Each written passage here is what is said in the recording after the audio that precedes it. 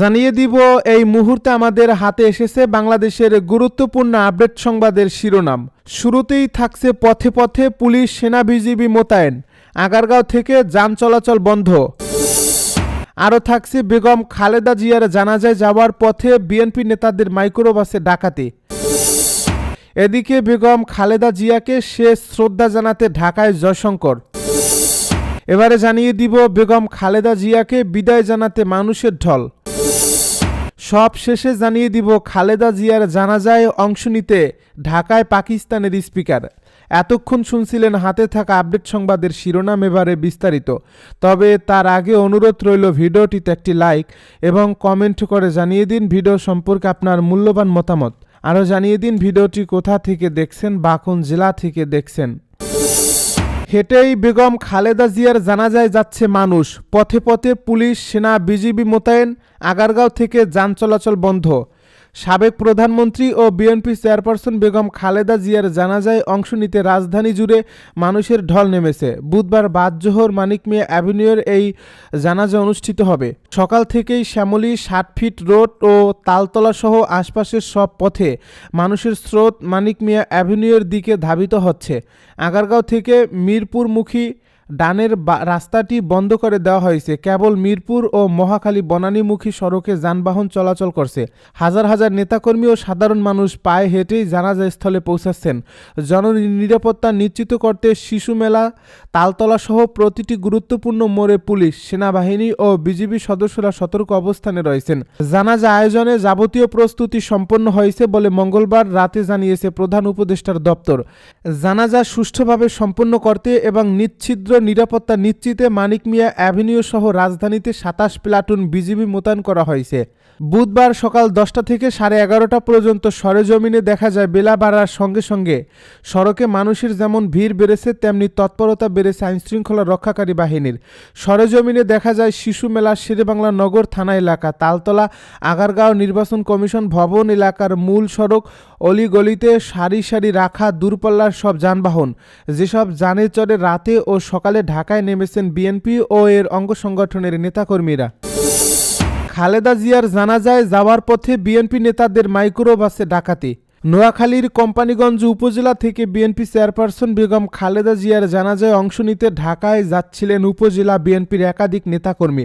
মঙ্গলবার রাতে কাশপুর ব্রিজ সংলগ্ন সাইনবোর্ড এলাকায় তাদের বহনকারী মাইক্রোবাসে ছিনতাইকারীরা হামলা চালায়।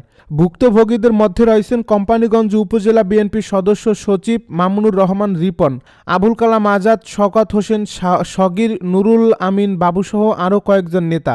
তারা জানান ছিনতাইকারীরা মাইক্রোবাস থামিয়ে নগদ অর্থ, মোবাইল ফোন ও অন্যান্য মূল্যবান সামগ্রী লুট করে। এই ঘটনায় কেউ গুরুতর আহত হয়নি। পরে স্থানীয়দের সহায়তায় নেতাকর্মীরা নিরাপদে সরে যান। কোম্পানীগঞ্জের যুবদল নেতা আনোয়ার হোসেন রিপন জানান, এর আগে বিএনপির নেতাদের একই ধরনের ছিনতাইয়ের ঘটনা ঘটেছে। ঢাকা চট্টগ্রাম মহাসড়কের নিরাপত্তা নিয়ে স্থানীয় নেতাদের মধ্যে উদ্বেগ বিরাজ করছে। নোয়াখালী জেলা বিএনপির অ্যাডভোকেট রবিউল হাসান পলাশ বলেন, সড়কে নিরাপত্তা জোরদার করা প্রয়োজন। পুলিশ যেন দ্রুত দোষীদের আইনের আওতায় আনে। বেগম খালেদা জিয়াকে শেষ শ্রদ্ধা জানাতে ঢাকায় জয়শঙ্কর।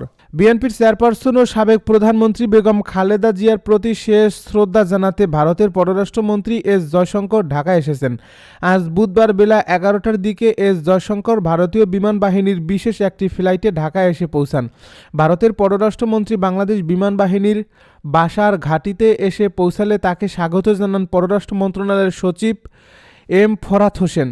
এস জয়শঙ্করের আজ বিকেলেই নয়াদিল্লির উদ্দেশ্যে ঢাকা ছেড়ে যাওয়ার কথা রয়েছে। জাতীয় সংসদ ভবনের ভেতরের মাঠ, বাহিরের অংশ ও পুরো মানিক মিয়া অ্যাভিনিউ জুড়ে বেগম খালেদা জিয়ার জানাজা অনুষ্ঠিত হবে। আজ বেলা 2টায় তার জানাজা হওয়ার কথা। এরপর বেগম খালেদা জিয়াকে দাফন করা হবে তার স্বামী ও সাবেক রাষ্ট্রপতি জিয়াউর রহমানের কবরের পাশে। বেগম খালেদা জিয়া গতকাল মঙ্গলবার সকাল 6টায় রাজধানীর এভারকেয়ার হাসপাতালে শেষ নিঃশ্বাস ত্যাগ করেন। বেগম খালেদা জিয়াকে বিদায় জানাতে মানুষের ঢল। বিএনপি চেয়ারপারসন ও সাবেক প্রধানমন্ত্রী বেগম খালেদা জিয়ার জানাজায় অংশ নিতে মানিক মিয়া অ্যাভিনিউ ও সংসদ প্লাজার দক্ষিণ পাশে নেতাকর্মী ও সাধারণ মানুষের ভিড় বাড়ছে। সময়ের সঙ্গে সঙ্গে উপস্থিতি আরও বেশি হচ্ছে। বুধবার সকালে মানিক মিয়া অ্যাভিনিউতে এই দৃশ্য দেখা যায়। জানাজা দুপুর 2টায় অনুষ্ঠিত হবে। বেগম খালেদা জিয়ার জানাজা সুষ্ঠুভাবে সম্পন্নর সুবিধার্থে কোনো গাড়ি মিরপুর সড়ক ব্যবহার করে মানিক মিয়া অ্যাভিনিউয়ে না যাওয়ার জন্য প্রধান উপদেষ্টার প্রেস উইং থেকে অনুরোধ জানানো হয়েছে। সরেজমিনে গিয়ে দেখা গেছে মানিক মিয়া অ্যাভিনিউয়ের আড়ংয়ের পাশের প্রবেশ পথ সাধারণ মানুষের জন্য বন্ধ রাখা হয়েছে, তবে বিকল্প হিসেবে কয়েকটি পথ খোলা হয়েছে। এছাড়া খামারবাড়ি ও বিজয় সরণি এলাকার পথ উন্মুক্ত রাখা হয়েছে, যা দিয়ে মানুষ জানাজায় অংশ নিতে পারবেন। এছাড়া সকাল থেকে দেশের বিভিন্ন প্রান্ত থেকে নেতাকর্মীরা জানাজায় উপস্থিত হতে আসছেন। কেউ আবার হাতে দেশের ও দলের পতাকা নিয়ে এসেছেন, আবার কারোর হাতে কালো পতাকা দেখা গেছে। এদিকে বিএনপি চেয়ারপারসন ও সাবেক প্রধানমন্ত্রী বেগম খালেদা জিয়ার মরদেহ গুলশান থেকে জানাজার উদ্দেশ্যে মানিক মিয়া অ্যাভিনিউয়ে নেওয়া হয়েছে। তার মরদেহ বহনকারী জাতীয় পতাকায় মোড়ানো গাড়িটি সংসদ ভবন এলাকায় নেওয়া হয়। বুধবার বেলা 11টার দিকে বেগম খালেদা জিয়াকে বহনকারী গাড়িবহর তারেক রহমানের গুলশান অ্যাভিনিউয়ের 186 নম্বর বাসা থেকে বের হয়। 11:15টার পর গাড়িবহরে মানিক মিয়া অ্যাভিনিউয়ে পৌঁছায়। গাড়িবহরে লাল সবুজ রঙের একটি বাসও রয়েছে। তারেক রহমান, তার স্ত্রী জুবাইদা রহমান, কন্যা জাইমা রহমান, ছোট ভাই আরাফাত রহমান কোকোর স্ত্রী সহ পরিবারের সদস্যরা জানাজা স্থলে আছেন। বিএনপির স্থায়ী কমিটির সদস্য ও খালেদা জিয়ার স্বজনরা এই গাড়িবহরে রয়েছেন। এর আগে বুধবার সকাল 9:15টার পর শেষবারের মতো বেগম খালেদা জিয়াকে এভারকেয়ার হাসপাতাল থেকে গুলশানের বাসায় নেওয়া হয়। তার মরদেহ দীর্ঘদিনের বাসভবন ফিরোজায় নেওয়ার কথা ছিল।